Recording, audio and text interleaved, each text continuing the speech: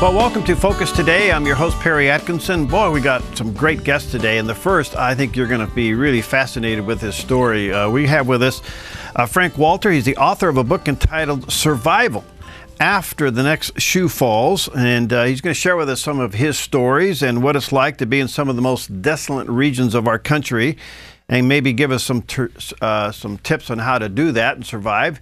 He's found himself unplugged from society for quite a long time, and here and there, and we're anxious to talk to him. Frank, nice to have you. Where are you calling in from? I'm calling from the Kantishna River. That's 115 river miles off the Parks Highway. Well, good for you. How's the weather? How's the weather there today? Oh, actually, it's quite warm. It's about 15 above. We had a Chinook blow in, but it was 50 below about a week ago. Whoa. Wow. Alaska is a land of great extremes. You got to be prepared for whatever happens. Wow. Well, you're a fascinating guy. What in the world led you to leave the busyness of the big city and head out? Well, I was born in Hackensack, New Jersey, but as soon as we moved to a farm in North Jersey, and I got my first understanding of there was a real world out there beyond the man-made one.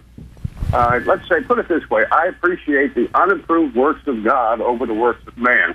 And there's a certain element of freedom that's valid that most people have no comprehension of. Mm-hmm. But the purpose of this book isn't, I mean, that sounds good, it's nice, but we are living in an era that I believe all of our country people have been lulled to sleep after 9/11.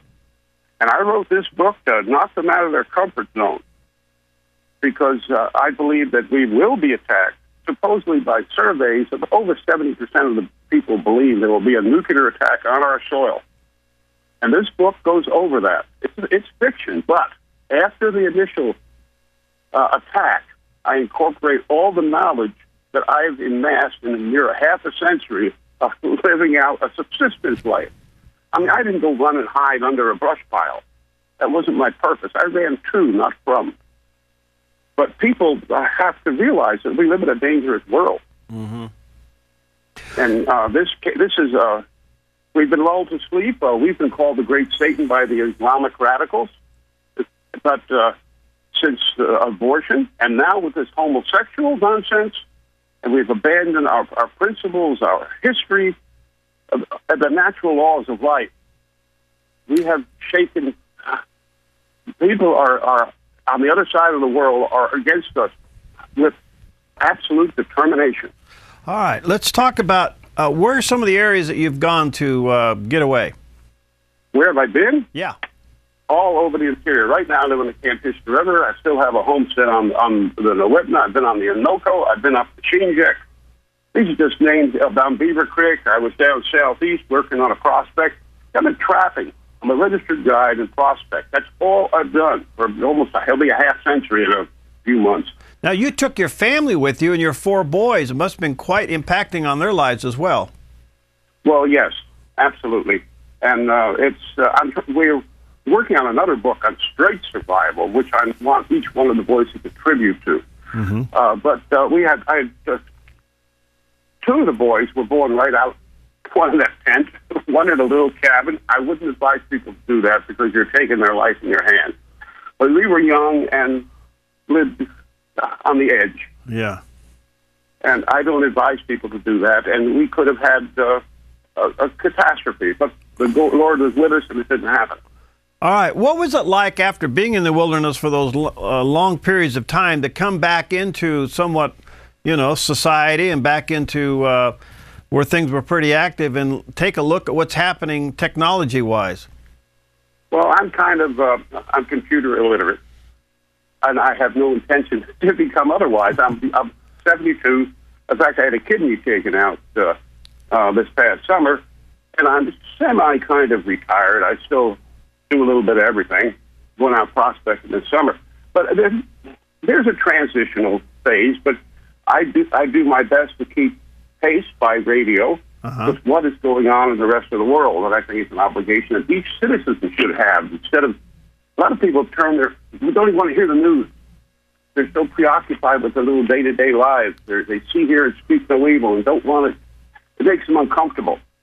I want to make them uncomfortable. probably the strongest passage about why I wrote this is in chapter 18 of the book of Revelation, where I believe New York to be economic Babylon, and that it is targeted. It's been targeted twice. I felt this way 30 years ago. It's the only place on the face of the earth in all of the history of mankind where all kindred, tongues, and nations come together. Through the United Nations, through world trade. There are also more Jewish people there than any place else on the face of the earth, other than Israel. And this is why it is targeted. And I look at Revelation as a book of, we're trying to think of the word to describe it, where you have transparent overlays, like looking at the human body or the mechanism of an engine. You have to correlate these pieces. But once the Holy Spirit can guide you to do it, if someone could, I'd love to hear the argument, what other place on earth, other than New York City, could that ever be? It's not any city that ever existed. It wasn't ancient Babylon. No ships could ever go to ancient Babylon. From your experience, Frank, can somebody just leave the city and go to the wilderness and survive and make it?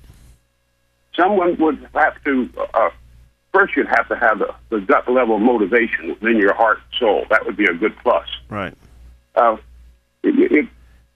Without that, I don't think anyone could do it. People are our over-urbanized culture has lost touch with the natural elements of life. Yeah. And it's a process that you would have to go through. This book, I believe, will help. I should plug it again. This is the first opportunity I've had to do this, by the way. It's the first time I've really been on a national show in my life. Well, you're doing great. Survival After the Next Shoe Falls. Check it out on Amazon. I knew through a fellow who tried to set this stuff up, and he said, "Be sure you plug it." I have to. You know what I mean? It's just the way the game's played, so to speak. I hate to feel like that, but no, that's fine. Part of your passion here, Frank, is to, and the book, is to give people somewhat of a survival guide, isn't it? Yes, absolutely. That once the initial thing happens, from there on, I'm incorporating concepts. If I was there, what I would do, and applying them to the day-to-day, how they would go about doing what they're doing. And that's the purpose of it. While it's fiction, it's only fiction on the onset. After that, it's a young couple fighting for survival, fighting for their freedom, and in a world that's turned upside down, in a nation that has just went crazy. Do you suggest a media fast for people? I couldn't copy that. Please repeat it. Well, would you suggest that people just maybe turn off some of these devices and go on a fast from technology? I think they're a basic, yes, absolutely. I think they should get involved physically. One thing, if you're interested in survival any way, shape, or form, get in shape. I'm serious. I mean, if you're carrying an extra 50 pounds, extra pounds of blubber around, it's not going to do you any good, I'll guarantee you. Yeah, right. And that's an epidemic in our country. I hear it all the time on the radio. Yeah. What are your 4 boys doing now? Well, they're scattered around the country. The closest one is he's a pilot. He's a mechanic. He flies out to remote mines. Wow. He lives at Nenana. Another one was working. Sounds kind of strange. They had to go out and try different things in the world. Another one is worked on the barges on the Mississippi. I mean, it's kind of strange. And the other one, it seems kind of fun. They would get spaced out. Another one is in Oregon, Colorado. He's in transit right now from one job to another. Yeah. Go ahead. Excuse me. How did you decide that Alaska was the perfect place to raise a family?